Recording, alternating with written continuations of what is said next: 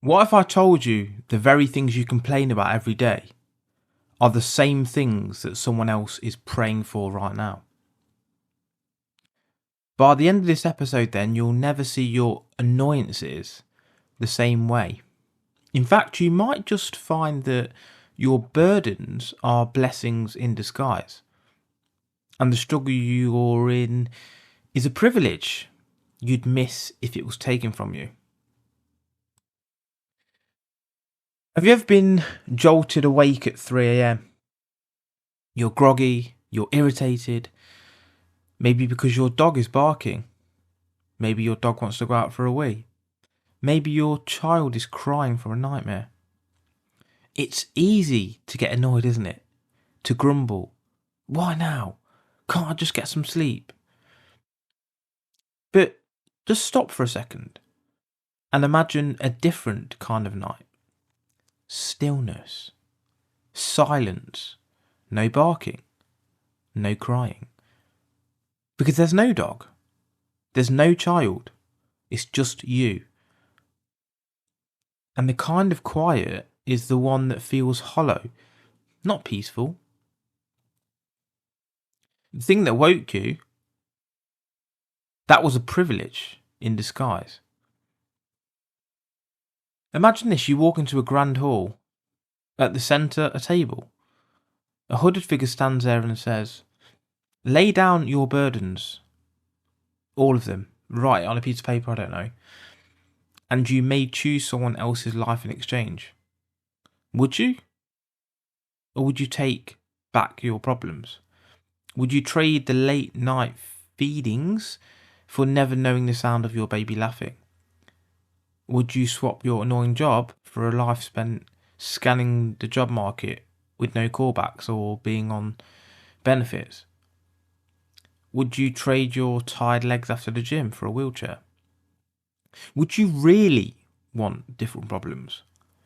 Or would you just want a different perspective on your own? So here are some examples. You're tired of working out.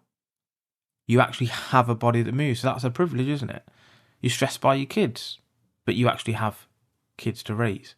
Your boss is demanding, yeah, but you actually have employment. You have bills to pay. Oh no, but you've got electric, light, heating. Your car broke down. Oh no, but you actually own a vehicle. You've got a license. Your flight's delayed, but you can afford to fly and go on holiday. Your laundry piles up, but you actually have clothes. Your dog won't stop barking, but you have a dog and you have companionship, and he's well trained. Your in-laws keep visiting. Well, at least you have a family who cares. Your house feels a bit small. You actually have a home though. Oh, your partner's snoring. At least you've got someone to share a bed with. You've got too many emails to go through. You're privileged to be in such demand. You're stuck in traffic. At least you've got somewhere to go. You've got a fridge full of food but nothing to eat. At least you have a choice. Your phone won't stop ringing. You matter. You've got things going on. You need to cook again. At least you've got food to cook. And your hands work. Your mind works. Your knees are aching after that run. At least you can run.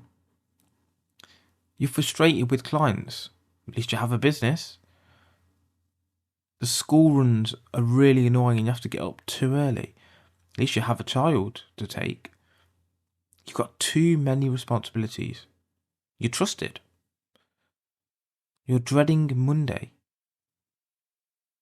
But you have a life, a career.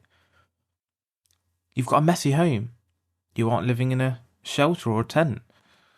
The alarm woke you up and it's annoying. At least it woke you up and you're not late for work. Arguing your girlfriend? You're privileged to have someone. Overwhelmed by chores? You've got autonomy.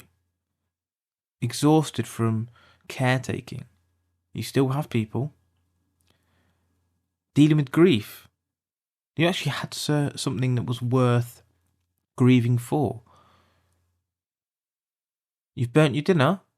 Well, you can afford to try again. You feel behind on your goals? At least you have the time. At least you have goals. At least you are working towards them. You're afraid of the future? At least you're privileged enough to have a future and to believe in one. Your burdens then aren't shackles. They're armour. They're heavy, yes, but they protect you, they shape you.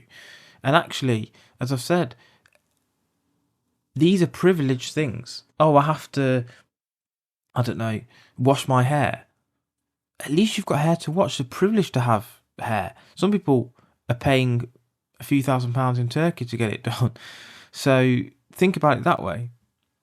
We often mistake life's greatest privileges as problems, only to realise their value after they're gone.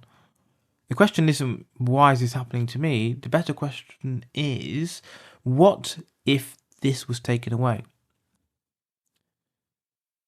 So here's the hospital room example. A man lies in a hospital bed. He's got tubes in his nose. The machine's beeping, beep, beep, beep. He's frail, a once strong builder or fighter who raised a family with his hands. His son visits, looking worn down. I'm so tired, Dad. Work's a mess. The kids won't sleep. The house is a chaos. The old man smiles and takes a slow, deep breath. And he says, Son, there will come a time when your house will be quiet, when no one calls, when your calendar is empty, when you just hope someone needs you. The noise you're drowning in today, that's the sound of life. That's music to your ears. Don't wish it away too fast. So the weight that you're carrying might feel heavy. The mortgage might feel big. The bills might feel bad. Your body might feel tired. But maybe, just maybe, it's a crown worn by someone who's lucky enough to have those things and be privileged enough to have the opportunity for that. You're not burdened, you're blessed. So next time, when you cite your problems, let's say, ask yourself, if this disappeared tomorrow, would I miss it? Your problems are someone else's answered prayer, so don't take it lightly.